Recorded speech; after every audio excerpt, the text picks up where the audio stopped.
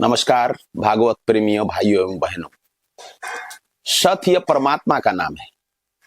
सभी में ईश्वर का दर्शन करे वह सदगुरु है। अधिकारी शिष्य को सदगुरु अवश्य मिलता है। पंच शुद्धियां मातृ पितृ शुद्धि, अन्न शुद्धि, आत्म शुद्धि। प्रथम स्कंद में अधिकार लीला का वर्णन किया था। परीक्षित अधिकारी थे, अतः उनको सुखदेव मुनि जैसे सदगुरु मिले।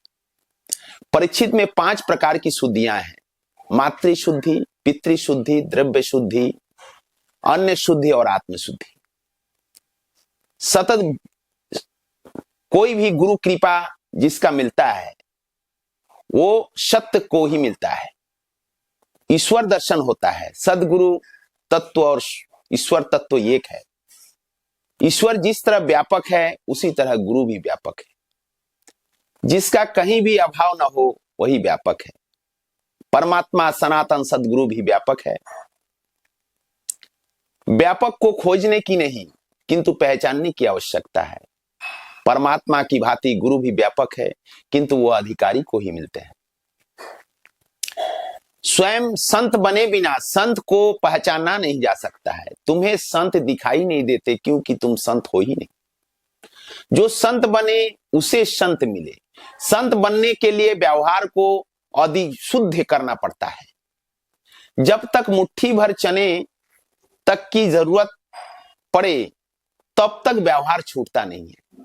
जो प्रत्येक व्यवहार को भक्तिमय बनाए वही सच्चा वैष्णव। संत होने के लिए मन को सुधारने की जरूरत है, मन को बदलने की जरूरत है। जो अपने हृदय का परिवर्तन करता है वह संत बनता है।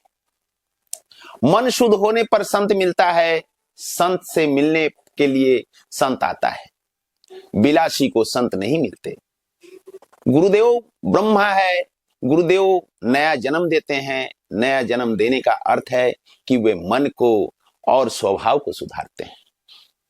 गुरुदेव विष्णु है क्योंकि गुरुदेव शिष्य की रक्षा करते हैं। गुरुदेव शिष्य को मोक्ष भी देते हैं। इसी से शिव जी के भी स्वरूप है। गुरु किए बिना न रहो, तुम लायक होगे तो भगवान की कृपा से सदगुरु मिलेंगे। तुकाराम जी ने अपने अनुभव का वर्णन किया है। कथा वार्ता सुनते हुए प्रभु के नाम से मेरी प्रीति हो गई है। मैं भी विठल विठल का सतत जप करने लगा हूं। प्रभु को मुझ पर दया आ गई है। मुझे स्वप्न में मेरे सदगुरु मिले। मेरे सदगुरु मुझे रास्ते में मिले। मैं गंगा स्नान करके आ रहा था कि मैं रास्ते में मिले।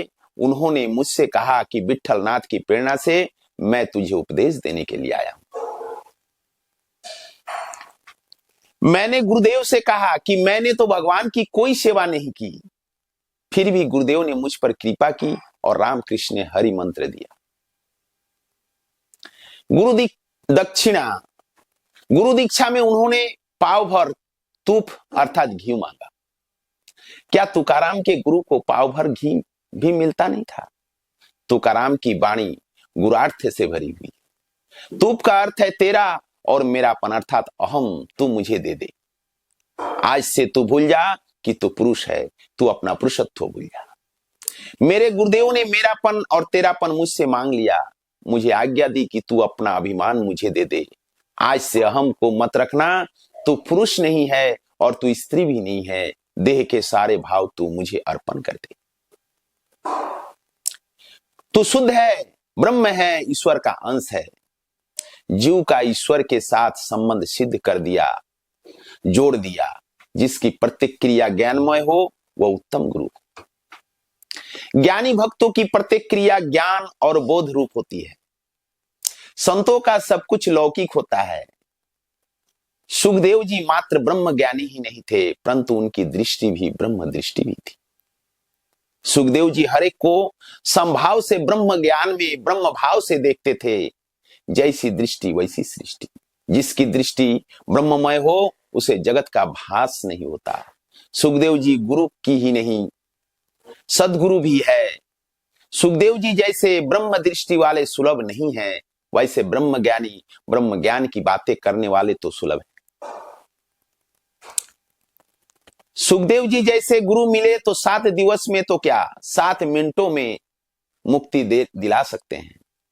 किंतु शिष्य परीक्षित जैसा अधिकारी होना चाहिए। गुरु और शिष्य दोनों अधिकारी होने चाहिए। मंत्र दीक्षा अधम है, स्पर्श दीक्षा उत्तम है। ब्रह्म भाव में तल्लीन होकर सुखदेव जी ने परीक्षित के सिर पर बरहस्त रखा कि तुरंत उनको ब्रह्म ज्ञान का दर्शन हुआ। प्रथम स्कंद में अधिकारी की कथा बताई है। भागवत का स्रोत कैसा होना चाहिए यह बताया गया है। वक्ता कैसा होना चाहिए यह भी बताया गया है। आगे कथा आएगी, ध्रुव को मार्ग में नारद जी मिले और प्रचेताओं को शिव जी मिले। अधिकारी शिष्य को सदगुरु मिलते हैं। परीक्षित के लिए भी सुखदेव जी आए, अन्यथा लाख आमंत्रण देने पर भी सुखदेव जी को आंख उठाकर देखने का भी फुर्सत नहीं है, क्योंकि सच्चा ज्ञानी एक क्षण भी परमात्मा के दर्शन किए बगैर नहीं रह सकता है। 3 प्रकार के श्रोता वक्ता में व्यास जी का क्रम दूसरा है, क्योंकि वे समाज सुधार की दृष्टि से कथा करते थे। सुखदेव जी दूसरों को सुधारने की नहीं, किंतु अपने अंतकरण को सुखी करने की वृत्ति से करते थे। सुखदेव जी ने कथा का आरंभ किया, किंतु मंगलाचरण नहीं किया, कारण देहभान बिल्कुल नहीं था। 3 अध्याय के बाद सुखदेव जी ने मंगलाचरण किया। भागवत में 3 मंगलाचरण है, प्रथम व्यास जी का, दूसरा सुखदेव जी का और अंत में तीसरा सूत का। यौवन में मंगल आचरण की बहुत जरूरत है, इसलिए ही सुखदेव जी का मंगलाचरण 12 श्लोकों का है और अन्य सभी का एक एक श्लोक का है। उत्तम वक्ता कौन होता है? जो संपूर्ण तो वैराग्य हो वह वक्ता उत्तम है। संसार के किसी भी विषय में मन न जाए वह वैराग्य है। संसार के विषय को देखते हुए भी जिसका मन उसमें नहीं रमता उसने ही सच्चा वैराग्य सिद्ध किया है। बिना वैराग्य के दृढ़ता नहीं आती। वैराग्य से ज्ञान शोभित होता है। ज्ञान भक्ति वैराग्य परिपूर्ण होने पर मनुष्य ब्रह्ममय बनता है। सुखदेव जी में पूर्णतः ज्ञान भक्ति और वैराग्य थे। ज्ञानी का हृदय कृष्ण प्रेम में न पिघले तो वो ज्ञान किस काम का। परीक्षित का सुखदेव से प्रश्न समय मृत्यु मनुष्य को क्या करना चाहिए। परीक्षित राजा सुखदेव से पूछते हैं, जिसकी मृत्यु समीप हो उसका कर्तव्य क्या है, उसे क्या करना चाहिए और क्या नहीं करना चाहिए, मनुष्य मात्र का कर्तव्य क्या है।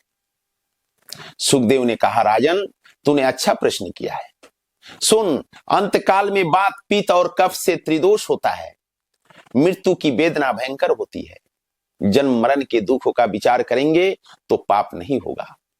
सो मृत्यु से डरते रहो, उसको स्मरण रखो। सोचो कि मैंने मृत्यु के स्वागत की तैयारी की है। ऐसा चिंतन करने से वैराग्य आता है। जन्म मृत्यु जरा व्याधि के दुखों का बार बार विचार करेंगे तो वैराग्य उत्पन्न होगा और पाप छूटेंगे, वरना पाप के संस्कार जल्दी नहीं छूटते। सोचे समझे बिना विवेक वैराग्य उत्पन्न नहीं हो सकता। काल को सिर पर रखकर हमेशा ईश्वर का चिंतन करो। काल को याद रखोगे तो पाप वृत्ति का उद्भव नहीं होगा। भजन के लिए अनुकूल समय की प्रतीक्षा न करो। कोई भी क्षण भजन के लिए अनुकूल है। कोई तकलीफ न रहने पर मैं भजन करूंगा ऐसा मानना ज्ञान है। एक मनुष्य स्नान करने के लिए समुद्र के किनारे पर गया, किंतु स्नान करने के बजाय वह वहां बैठा रहा। लोगों ने उससे पूछा कि क्यों इस तरह बैठे हुए हैं, स्नान कब करोगे। उस मनुष्य ने कहा कि समुद्र में एक बार कई तरंगे उठ रही है, तरंगों के बंद होने पर स्नान करूंगा। क्या समुद्र की मौजें कभी, तरंगे कभी रुकती है? मौजें कब रुकेगी और कब स्नान होगा। संसार भी एक समुद्र है, उसमें असुविधा रूपी तरंगे आती ही रहेगी। इसलिए यदि कोई कहे कि अनुकूलता होने पर भगवान का भजन करूंगा तो वैसे सर्वांगीण अनुकूल तो आएगी ही नहीं। जिस तरह वह मनुष्य स्नान नहीं कर सका, उसी तरह ऐसे मनुष्य ईश्वर भजन के बिना रह जाते हैं। जीवन में चाहे मुश्किलें आवे, किंतु इस लक्ष्य को मत भूलना कि मुझे परमात्मा से मिलना है, प्रभु से मुझे एक होना है। लोभी जिस तरह पैसों पर लक्ष्य रखता है, उसी तरह महापुरुष परमेश्वर पर लक्ष्य रखता है। भगवान ने गीता में भी कहा है, अंत काले चह मामेव स्मरण मुक्तः कलेवरम। अंतकाल में जो मेरा स्मरण करता हुआ देह त्याग करता है वह मुझे पाता है। अंतकाल का अर्थ जीवन का ही अंत नहीं है, अंतकाल प्रत्येक क्षण अंत होता है। सो प्रत्येक क्षण ईश्वर का चिंतन ध्यान स्मरण करना चाहिए। प्रत्येक क्षण को सुधारोगे तो मृत्यु सुधरेगी। प्रत्येक क्षण को सुधारने का अर्थ है हर क्षण ठाकुर जी को अपनी दृष्टि में रखना। लोग मानते हैं कि सारा जीवन काम धंधा करेंगे, उल्टा सीधा करेंगे, धन कमाएंगे और अंतकाल में भगवान का नाम लेकर संसार पार कर लेंगे। यह गलत विचार है। इसीलिए तो स्पष्ट की गई है सदा सद्भावा भक्ति। हमेशा जिस भाव का चिंतन करोगे उसी का अंतकाल में भी स्मरण होगा। भगवान ने भी आशा की है कि तस्माय सर्वेषु कालेषु माम अनुस्मरम, इसलिए सारा समय तू निरंतर मेरा स्मरण कर। यह तो सर्वविदित है, जिस बात का सर्वदा चिंतन किया गया है मृत्यु के समय भी उसी का स्मरण होता रहेगा। एक सुनार का दृष्टांत है। एक सुनार बीमारी के कारण शय्या पर पड़ा हुआ था। कई महीनों से वह बाजार नहीं जा सका। उसे सोना और सोने का बाजार का भाव ही विचार आता रहता था। अंतकाल आया, बुखार बढ़ता जा रहा था। डॉक्टर ने आकर बुखार नाप कर कहा कि 105 अर्थात 105 डिग्री है। सोनार ने समझा कि किसी ने सोने का भाव बताया है। वह अपने पुत्र से कहने लगा कि बेच दे बेच दे, हमने 80 के भाव में लिया था, अब 105 हुआ है तो बेच दो। ऐसा बोलते बोलते ही वो मर गया। सोनार ने सारा जीवन सोना खरीदने बेचने और सोने के विचार में ही गुजार दिया था। अंतकाल में उसे सोने का ही विचार आता रहा। धन संपत्ति की ही चिंता करने वाले को, रुपया पैसा पैदा करने वाले को अंतकाल में भी उसी का विचार आता है। धन कमाना कोई पाप नहीं है, किंतु उसे कमाते समय भगवान को भुला देना पाप है। सुखदेव जी ने कहा कि हे राजन, मनुष्य की आयु इसी तरह समाप्त हो जाती है। निद्रा और विलास में रातें गुजर जाती है और धन प्राप्ति के प्रयत्न में तथा कुटुंब के परिपालन में दिन गुजारते जाते हैं। मनुष्य का अधिकतर समय निद्रा और अर्थोपार्जन में चला जाता है। उसका बहुत सा समय बातें करने में चला जाता है। बहुतों का समय पढ़ने में गुजरता है। बहुत पढ़ता भी अच्छा नहीं है। अति वाचन से शब्द ज्ञान तो बढ़ता है, किंतु साथ साथ अभिमान भी बढ़ता है। राजन, जो समय चला गया है उसके लिए अब मत रो, उसका विचार भी न करो। भूतकाल की बातें ही सोचते रहने से लाभ नहीं हो सकता। तुम अपने वर्तमान को सुधारो। 7 दिनों का जो यह समय है उसी का सदुपयोग करो।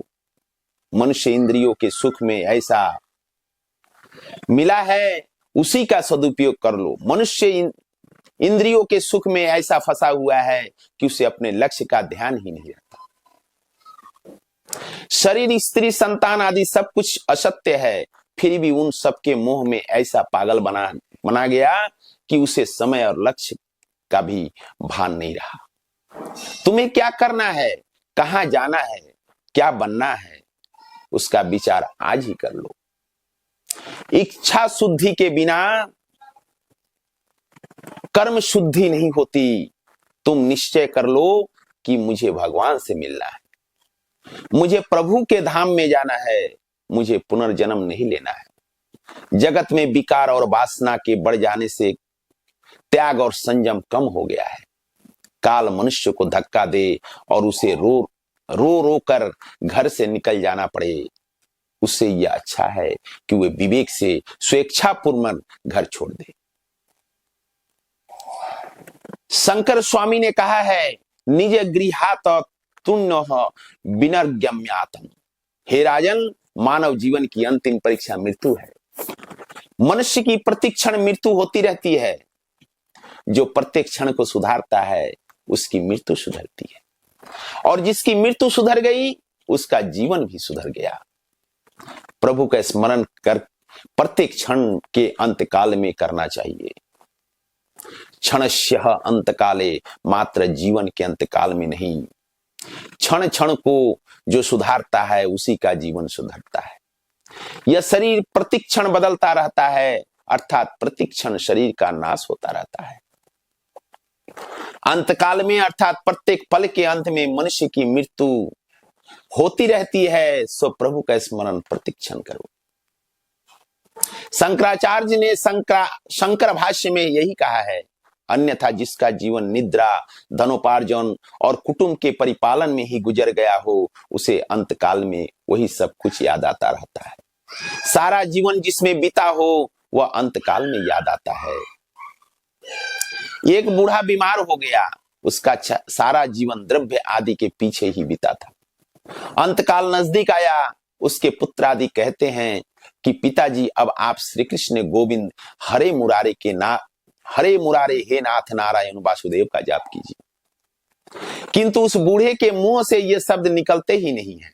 जीवन में कभी भगवान का नाम लिया तो नहीं, याद आए तो कैसे आए। वह बूढ़ा मन से द्रव्य का ही चिंतन कर रहा था। उसकी दृष्टि आंगन में गई, उसने देखा कि बछड़ा झाड़ू चबा रहा है। इतना छोटा सा नुकसान भी वह बूढ़ा कैसे सह सकता था।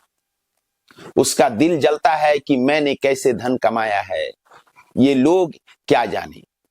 उसे लगा कि रुपया पैसा की तथा अन्य वस्तुओं की इन लोगों के लिए कोई कीमत ही नहीं है। मेरे जाने के बाद ये सब लोग घर को लुटा देंगे। वह बूढ़ा कुछ स्पष्ट बोल तो नहीं सकता था, इसलिए कुछ बड़बड़ाने लगा।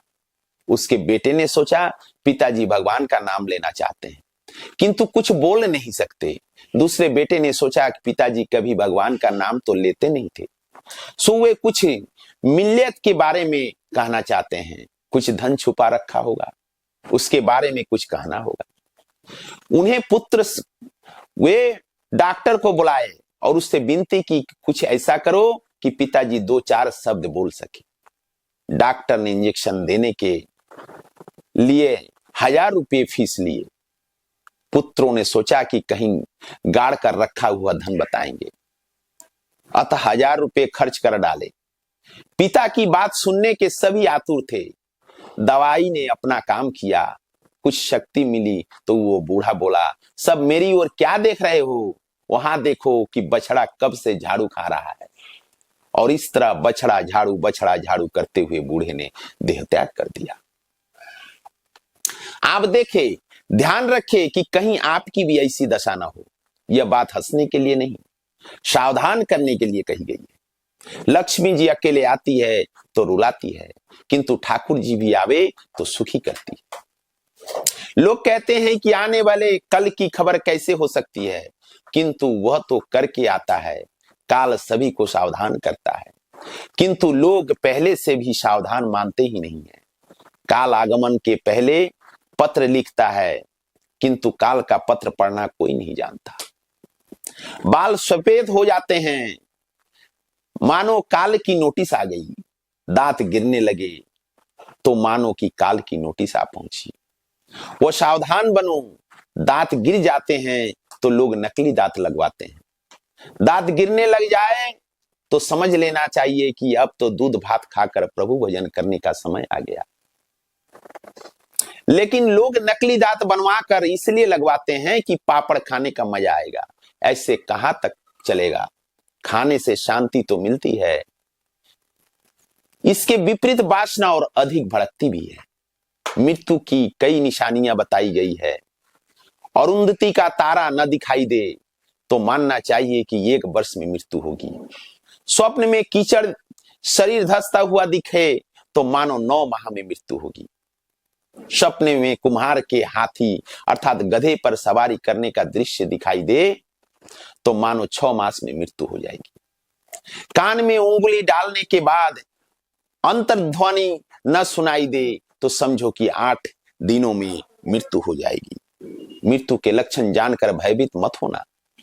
सावधान होने के लिए ही यह लक्षण बताए गए हैं। सावधान होने के लिए ही यह भागवत की कथा है। भगवान की कथा सुनकर परीक्षित कृतार्थ हुए। मरण को सुधारने के लिए भागवत शास्त्र है। जीवन को जो सुधारता है उसी का मरण सुधरता है। राजन, मरण को सुधारना हो तो प्रत्येक क्षण को सुधारो। रोज सोचो, विचारो, मन को बार बार समझाओ कि ईश्वर के बिना मेरा कोई नहीं, इस शरीर को भी एक दिन मुझे छोड़ना पड़ेगा, अतः यह भी मेरा नहीं है। जब शरीर भी मेरा नहीं है तो मेरा है कौन? क्योंकि सभी संबंध शरीर के कारण ही उत्पन्न हुए हैं। भावना करो कि न तो मैं किसी का हूं और न कोई मेरा है। इस तरह ममता को हटाओ। संग्रह से ममता बढ़ती है, इसलिए अपरिग्रही बनो। तृप्ति भोग में नहीं, त्याग में है। ममता सिद्ध करने के लिए सबसे ममता रखो। व्यक्तिगत ममता दूर करो। प्रत्येक मनुष्य को चाहिए कि वो प्रतिक्षण सर्वशक्तिमान भगवान श्री कृष्ण के लीलाओं का ही श्रवण कीर्तन और मनन करे। इंद्रियों को भोग से नहीं, प्रभु स्मरण से, प्रभु सेवा से ही शांति मिलती है। दुख का कारण देह है।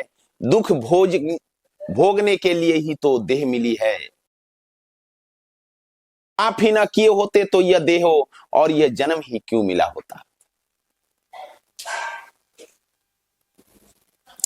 रामदास स्वामी ने दास बोध में लिखा है, देह धारण करना ही पाप है। मनुष्य हर तरह से सुखी नहीं हो सकता। हे राजन, मानव शरीर सुख के उपभोग के लिए नहीं मिला है। मानव शरीर तो भजन करने के लिए मिला है, प्रभु को प्राप्त करने के लिए मिला है। इंद्रिय सुख सभी प्राणियों को एक सा ही मिलता है। शरीर संग से जो सुख स्त्री पुरुष को मिलता है, वही सुख कुत्ते को भी कृत्या संग मिलती है। अतः मनुष्य जीवन पाकर प्रभु स्मरण में लीन रहो। तुम जीवन को कुछ ऐसे सांचे में ढालो, मृत्यु के क्षण में भगवान की ही याद आए। जीव शिव बनने का प्रयत्न ही नहीं करता, अन्यथा वो तो शिव बनने के लिए ही जन्मा है। जीव जब ईश्वर से कहता है कि आपका हूं, तो वह संबंध अपूर्ण है, परंतु ईश्वर जब जीव से कहता है कि तू मेरा है, तभी वह संबंध परिपूर्ण होता है। पाप को टालो, पुण्य कार्य तुरंत करो। ईश्वर हमें पाप की प्रवृत्तियों से कभी नहीं जोड़ेगा, परंतु जन्मों से संचित संस्कार ही पाप करने के लिए प्रेरणा देते हैं। एकांत में ईश्वर भजन करो। मन को एकांत जल्दी एकाग्र बनाता है। एक ईश्वर में ही सबका अंत करना एकांत है। ईश्वर एक और अद्वितीय है। मन को एकाग्र करने के लिए एकांत में रहने की जरूरत है। गृहस्थ घर में संभाव तो नहीं रख सकता, फिर भी चाहे गीता का पाठ ही क्यों न करे। संवत्तो जोग उच्चते, गृहस्थ आश्रम में व्यवहार विषमता से भरे हुए हैं, वहां समता नहीं रखी जा सकती। गृहस्थ के घर में भोग के परमाणु भरे हुए होने के कारण घर में रहकर परमात्मा का सतत ध्यान करना कठिन है। भगवत में सुखदेव जी ने स्पष्ट कहा है, जिसकी मृत्यु समीप आ गई हो वह घर छोड़ दे। गृहात ब्रजते धीर, धैर्य सहित घर छोड़ो। पवित्र तीर्थों के जल में स्नान करो और पवित्र एकांत स्थल में आसन जमा कर बैठ जाओ। मन में प्रणव का जप करो। प्राणायाम से प्राणवायु को बस में करो। मन को अन्य विचारों से रोककर भगवान के मंगलमय रूप से जोड़ दो। मीराबाई ने एकांत में गिरधर के आगे नाचना तय किया था। उसकी टेक थी, मैं गिरधर के आगे नाचूंगी, तभी उसकी भक्ति सिद्ध हुई। एकांत में बैठकर पहले प्राणायाम करो। मन का प्राण से संबंध है, प्राण से मन भी स्थिर होता है। प्राणायाम के 3 भेद होते हैं। प्रथम पूरक प्राणायाम करना होता है। दाहिनी नासिका द्वारा बाहर की हवा अंदर खींचो। यह सब योग की प्रक्रिया है। महाप्रभु जी ने संबोधिनी में कहा है, योग को भी भक्ति का सहकार चाहिए। योग को जो भक्ति का साथ न मिले तो वह रोगी बन जाता है। बिना भक्ति का योग रोग उत्पन्न करता है। बिना भक्ति किए योग साधक नहीं होता। इतना ही नहीं, वह कभी बाधक भी हो जाता है। भक्ति से योग किए जाए तो प्रभु के साथ संयोग होता है। योग से योगी मन को स्थिर कर सकता है, किंतु हृदय विशाल नहीं होता। हृदय की विशालता तो भक्ति और ज्ञान से ही होगी। इसलिए पूरक प्राणायाम से ऐसी भावना करो कि प्रभु का तेजोमय स्वरूप तुम्हारे हृदय में उतर रहा है। भगवान का व्यापक तेज तुम्हारे हृदय में आ रहा है। फिर जब कुंभक करो तब भावना करो कि मैं ईश्वर का आलिंगन कर रहा हूं। प्राण को शरीर में रोके रखना ही कुंभक है। उस समय ब्रह्म संबंध की भावना करो। उस समय सोचो कि मेरे प्रभु के साथ मेरा मिलन हुआ है, मेरे प्रभु ने मेरा आलिंगन किया है। यह ब्रह्म संबंध सतत टिक जाए तो मुक्ति मिलती है। मनुष्य इस ब्रह्म संबंध को सदा बनाए नहीं रख सकता। संसार के विषय में मन को जाने देने से ब्रह्म संबंध भंग हो जाता है। फिर रेचक प्राणायाम करना होता है। बाईं नाक से सांस बाहर छोड़ना रेचक कहलाता है। उसी समय ऐसी भावना करो कि मैं प्रभु के साथ एक हो गया हूं, मैं भगवान से एक रूप हो गया हूं, भगवान का बन गया हूं, इसलिए मेरे पाप बाहर निकल रहे हैं, वासना बाहर निकल रही है, मेरे मन के सारे विकार बाहर आ रहे हैं और अब मैं शुद्ध हो रहा हूं। जब तक कुछ ना कुछ लौकिक व्यवहार भी करना है तब तक मन स्थिर नहीं हो सकता। बाहर का संसार तो भजन में कीर्तन में विक्षेप नहीं करता, किंतु मन का संसार अवश्य विक्षेप करता है। ब्राह्मण संध्या में अर्घ्य अर्पण करता है। वह सोचता है कि मेरे पाप बाहर निकल रहे हैं। मन की मलिनता दो प्रकार की होती है। स्थूल मलिनता साधारण साधन तप व्रत अनशन आदि से यह मलिनता दूर होती है। सूक्ष्म मलिनता तीव्र भक्ति ही उसे दूर कर सकती है। नमस्कार।